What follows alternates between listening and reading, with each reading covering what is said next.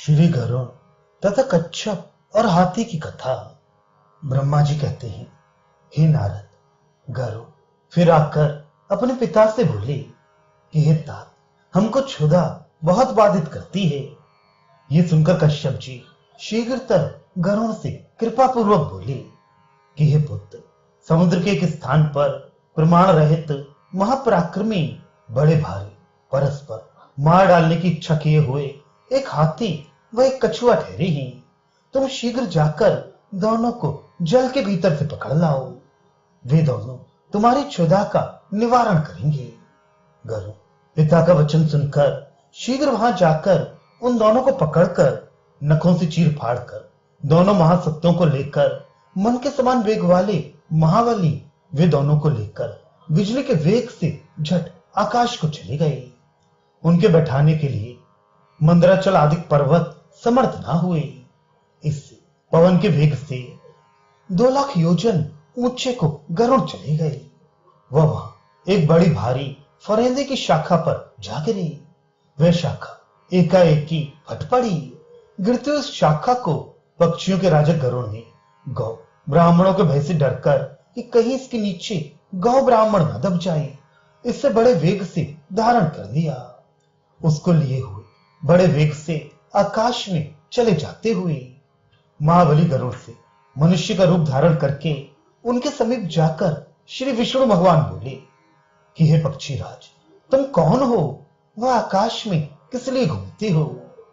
एक बड़ी भारी शाखा लिए हो, वह बड़े भारी 2 गज कच्छप लिए हो। तब गरुड़ मनुष्य रूपधारी श्री हरि से बोले कि हे महाबाहु, हम गरुड़ हैं, अपने कर्म से पक्षी हो गए हैं। वह कश्यप मुनि से हम विंता के गर्भ से उत्पन्न हुए हैं। देखिए, इन दोनों जंतुओं को भक्षण करने के लिए पकड़ लाए हैं।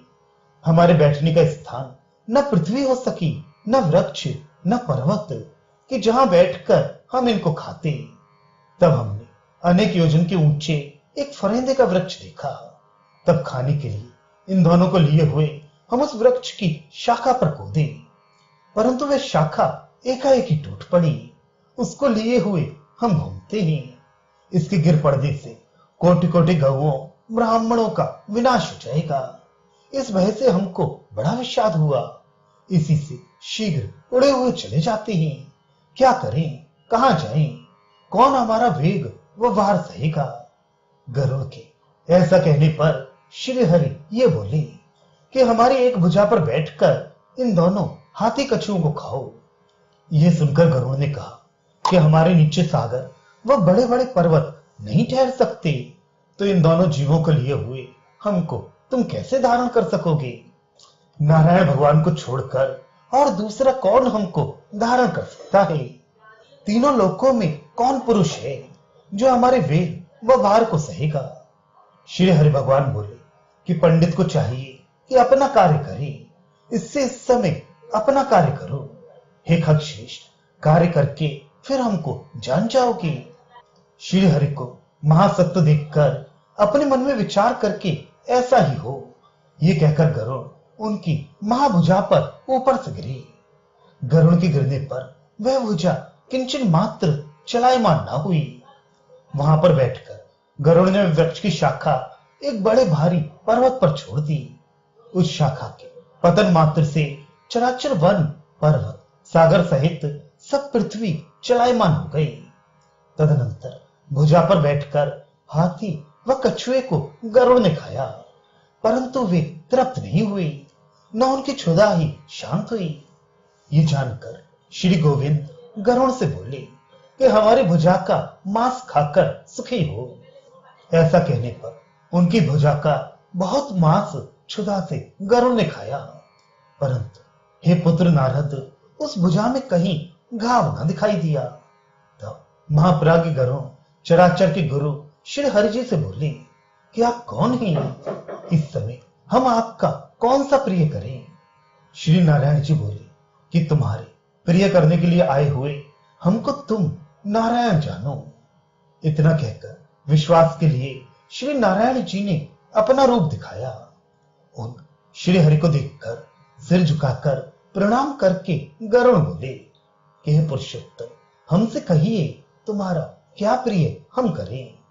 देव देवेश्वर महातेजस्वी श्री हरि गरुड़ जी से बोले कि हे शिव, हमारे वाहन हो जाओ, वह सदा के लिए हमारे सखा बने रहो।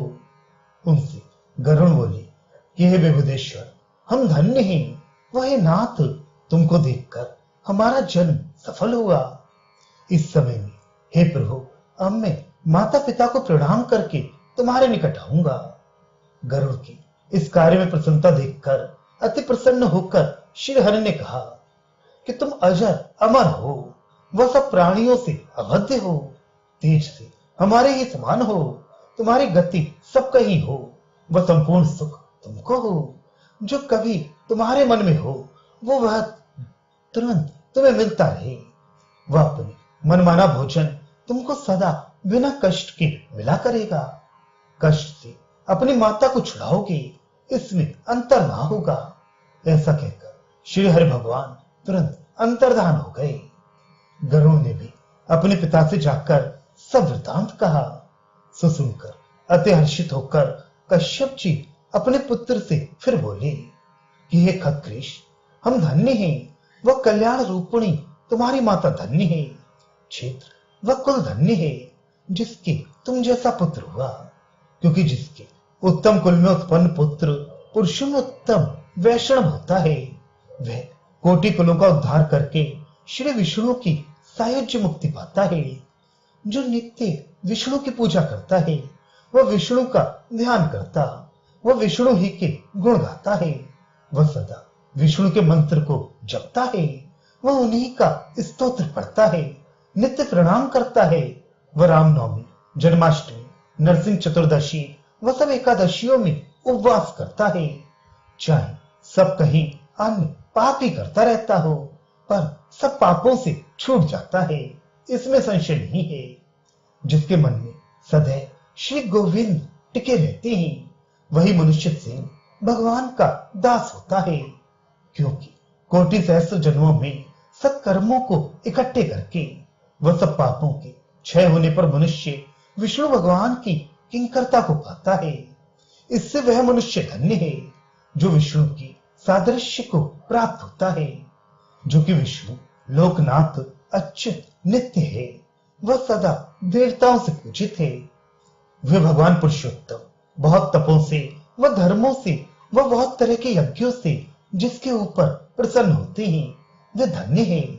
जो विष्णु भगवान तपों से, बहुत प्रकार के धर्मों से, नाना प्रकार के यज्ञों से किसी को नहीं मिलते, वे तुमको सहज मिल गए।